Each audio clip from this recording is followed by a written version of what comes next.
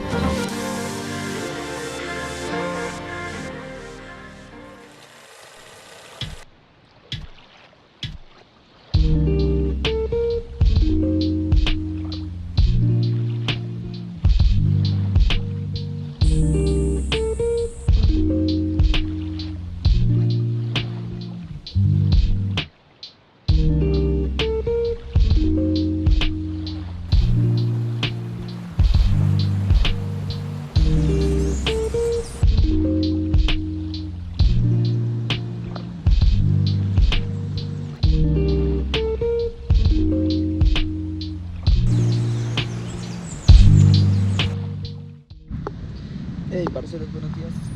Ahorita nos vamos a dirigir a caminar en las playas y pues vamos a ver dónde podemos nadar. La idea es llegar hasta Cabo San Juan, que está a 1 hora y media de donde estamos. Así que bueno, ya nos vemos por el camino.